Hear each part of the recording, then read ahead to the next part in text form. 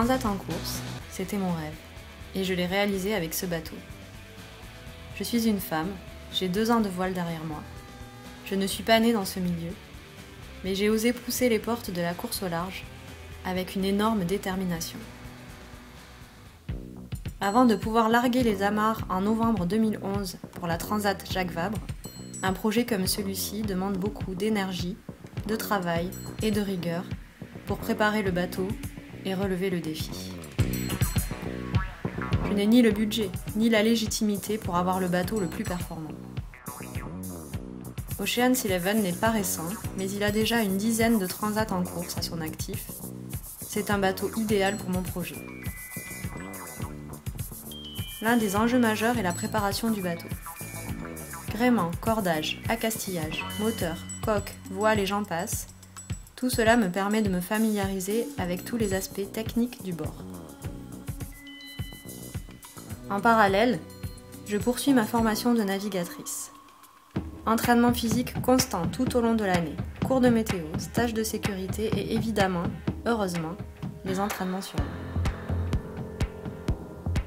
Le projet prend forme, je suis en pleine réalisation de mon aventure avec l'envie de la partager. Je propose aux enfants de l'école de la Jarry, ville dans laquelle je travaille, de suivre mes péripéties. Ils sont enthousiastes, leurs petits mots et leurs dessins dans la voile m'accompagneront tout au long de la transat.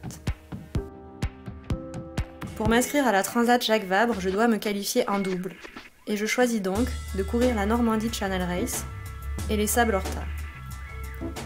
En mai 2011, je prends le départ de la Normandie Channel Race.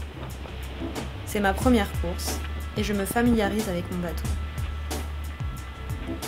C'est un véritable baptême du feu, d'autant plus que les conditions météo sont particulièrement musclées, même pour des navigateurs aguerris. Nous avons eu jusqu'à 80 km/h de vent dans une mer difficile, ce qui rendait les manœuvres délicates et impressionnantes. J'apprends à gérer le sommeil, l'alimentation et la pression dans des conditions de course. Je vais jusqu'au bout de cette course et j'en suis fière, car un quart des bateaux engagés ont abandonné.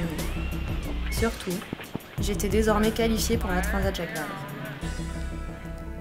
Cela me permet aussi d'aborder la course suivante, les Sables Horta les Sables, avec un peu plus de sérénité, et de me concentrer sur la stratégie de course et les réglages de voile. Sur la première étape, nous arrivons 10e sur 12 bateaux engagés. Ça n'est pas si mal, car nous courons sur le bateau le moins performant de la flotte. Sur la deuxième étape, grâce à une concentration de chaque instant, nous créons la surprise en remontant jusqu'à la 4e place. Et nous finissons 5e.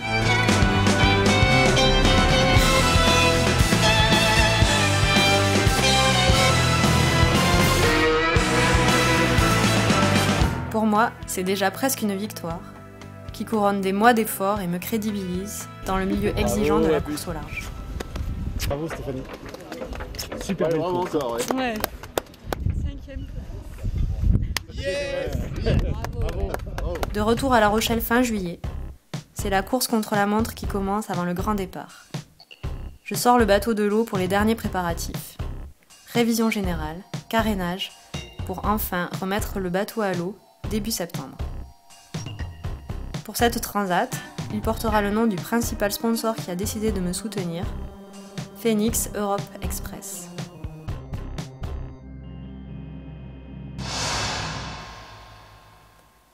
Le Havre. Départ initialement prévu le 26 octobre. Il sera décalé pour mauvaises conditions. La tension monte et le briefing de sécurité nous rappelle vite que nous partons en mer, milieu hostile, où le marin doit être prêt à faire face à des situations critiques. 4 heures plus tard, c'est des lignes de grain que vous aurez à croiser. Quelques heures plus tard, les conditions du vrai départ sont presque correctes, puis très vite, les dépressions s'enchaînent. Au total, presque la moitié de la flotte aura abandonné sur cette première semaine. Mais Phoenix Europe Express fait partie des bateaux qui continuent la course. Pour nous, elle aura duré 26 jours. 26 jours de course, ça veut dire une concentration permanente pour optimiser la vitesse et la route du bateau. 26 jours de manœuvre entre réglage et changement de voile pour s'adapter à un vent très instable et de nombreux grains. 26 jours d'analyse constante de la météo pour anticiper la trajectoire. 26 jours pour finalement arriver 7e, de l'autre côté, au Costa Rica. La sensation forte d'un accomplissement qui a coûté de l'énergie, des sacrifices énormes, notamment ma vie sociale et mon confort personnel. Puiser au fond de moi lors de la transat, trouver des ressources insoupçonnées pour ne jamais baisser les bras, guidée par l'unique envie d'aller au bout de ce défi. J'ai appris que j'étais capable de déployer toute cette énergie pour mener à bien un projet très ambitieux au départ.